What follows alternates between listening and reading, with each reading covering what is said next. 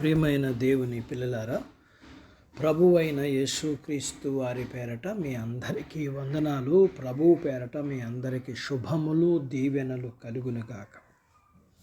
ఈ ఉదయకాలం పరిశుద్ధ గ్రంథము నుండి దేవుని వాక్యాన్ని చదువుకుందాం. మత్తయి సువార్త 6వ అధ్యాయము 33వ వచనాన్ని చదువుకుందాం. కాబట్టి మీరు ఆయన రాజ్యమును నీతిని మొదట వెదుకుడి, అప్పుడు అవన్నీ మీకు అనుగ్రహింపబడును. దేవుడు తన మాటలు మన కొరకు దీవించునుగాక. ఆమేన్.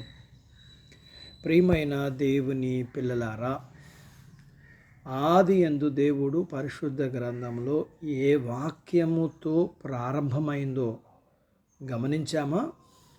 మన జీవితం కూడా ఈ విధంగానే తెరవబడాలి. మొట్టమొదటిసారిగా అన్నిటికంటే ముందుగా నీ పౌరసత్వం ఉన్న ప్రదేశంగా మన పూర్ణ ఆత్మతో దేవుని రాజ్యాన్ని వెతకాలి. మన జీవిత స్వభావంగా నీతిని వెతకాలి. ఇంకా మిగతావన్నీ స్వయంగా ప్రభువు చేత అనుగ్రహించబడతాయి. వాటి నిమిత్తం మనం చింతించవలసిన అవసరం లేదు, ఆందోళన చెందాల్సిన అవసరం లేదు. ఇప్పటి నీ జీవితానికి, నీ భక్తికి కావలసిన సమస్తం నీకు అనుగ్రహించబడతాయి. ఎంత అద్భుతమైన వాగ్దానం ఇది! నువ్వు ఆయన వెదికే పనిలో ఉంటే మనకు ఆహారం, వస్త్రాలు, గృహం మొదలైనవి మనకు అనుగ్రహించే పనిలో దేవుడు ఉన్నాడు. ఆయన పనిలో నువ్వు ఉంటే నీ పనిలో ఆయన ఉంటాడు. మనం షాపింగ్ చేయడానికి వెళ్ళినప్పుడు, ఖరీదైన వస్తువులు కొన్నప్పుడు అవి వేసుకోవడానికి ఒక చిన్న సంచి ఇవ్వడానికి షాపు వాళ్ళు ఖచ్చితంగా నిరాకరించరు.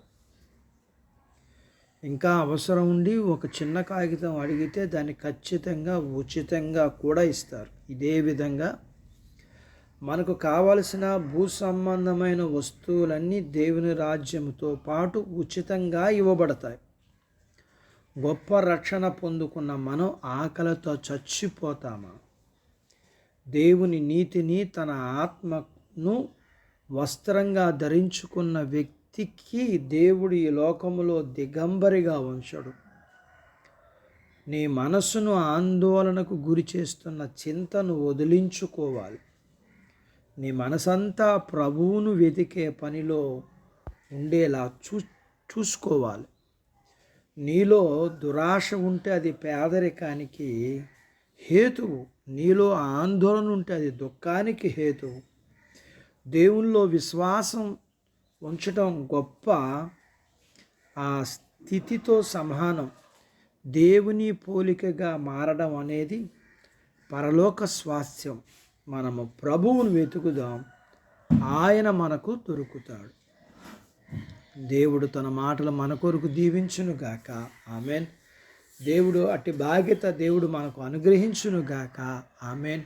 ప్రార్థించుకుందాము. నాతో పాటు ఏకీభవించండి. మమ్ములను మిక్కిలిగా ప్రేమించిన మా ప్రియ పరలోకపు తండ్రి, మీ పరిశుద్ధ నామమును బట్టి మీకు వందనాలు. ఉదయకాలం మీ పాదాల దగ్గర మీ లేఖనాన్ని నేర్చుకోవడానికి సహాయం చేశారు.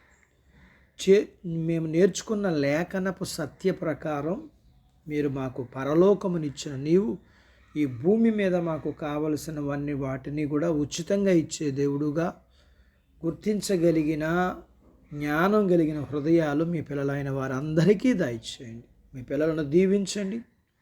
చిన్న బిడ్డలను, యవనస్తులను, వృద్ధులను, స్త్రీలను, పురుషులను దీవించండి. వారి చదువులు, ఆరోగ్యాలు, ఉద్యోగాలు, ప్రయత్నాలలో విజయాలు ఇవ్వండి. ఉద్యోగాలలో ప్రమోషన్స్ ఇవ్వండి. చేతి పనులు, వ్యాపారాలు, పొలాలు, పశువుల్ని దీవించండి.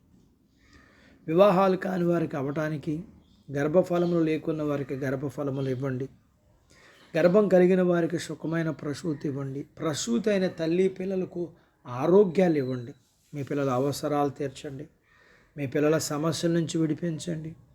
మీ పిల్లల యొక్క బలహీనతలను మీరే ముట్టి స్వస్థపరచండి. మీ పిల్లలకున్న రుణాలు కూడా మీరు తీర్చండి ప్రభువా. మీ పిల్లల్ని మీరు ఆశీర్వదించండి. మీరు సిద్ధపరిచిన పరలోకపు భూ సంబంధమైన దేవునికి పాత్రులుగా చేయమని యేసు ప్రభు వారి పేరట స్తుతించి ప్రార్థించి అడిగినవన్నీ పొందుకొని ఉన్నాము తండ్రి. ఆమెన్. దేవుడు మిమ్మల్ని దీవించునుగాక. ఆమెన్.